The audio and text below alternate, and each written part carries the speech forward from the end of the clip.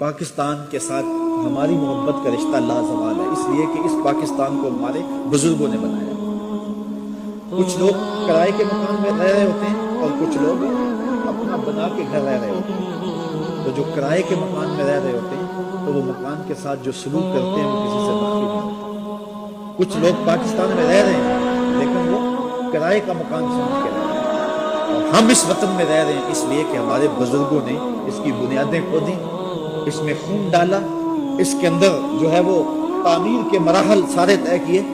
اس لیے یہ پاکستان ہمارے بزرگوں کی محنتوں کا ثمر ہے، اور پاکستان کو تھوڑی سی بھی آنچ آنے لگتی ہے تو ہم بے چین ہو جاتے ہیں، اس لیے کہ یہ پاکستان ہمارے اسلاف نے بنایا۔ کاش کہ اس وقت جو سیاسی جنگ و جدل کا ماحول ہے یہ سمجھ جائیں کہ یہ پاکستان کتنے جتن سے اور کتنی محنتوں سے بنا۔ کون سمجھائے یہ اہل سیاست کو ریاض، گھر شکستہ صحیح اپنا تو ہے، یہ اپنا گھر ہے ہمارا۔ ہمارے بزرگوں نے اس کو خون دے کے 10 لاکھ شہیدوں کا خون پاکستان کی بنیادوں میں پڑا۔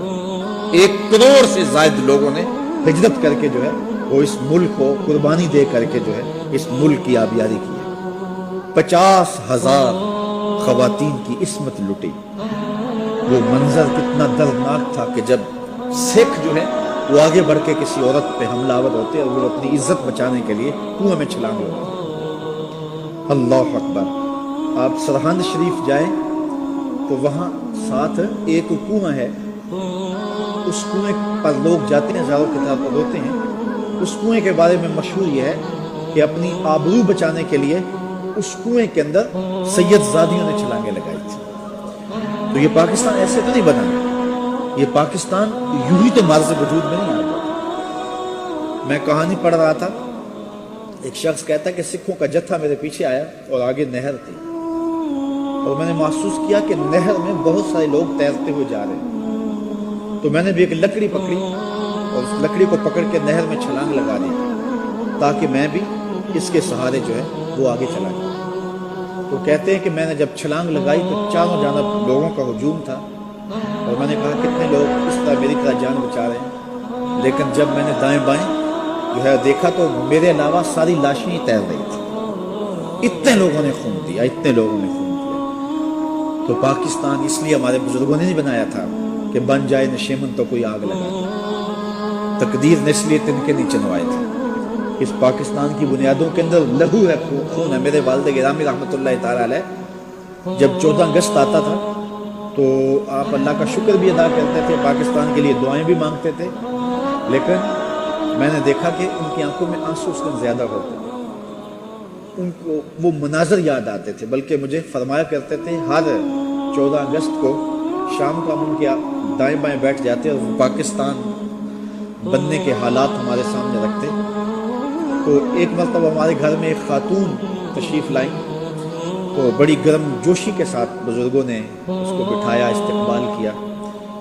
تو بعد میں ہم نے پوچھا تو فرمانے لگے کہ یہ خاتون وہ ہے کہ اللہ نے مجھے سعادت دی کہ اس کی زندگی میں نے بچائی تھی۔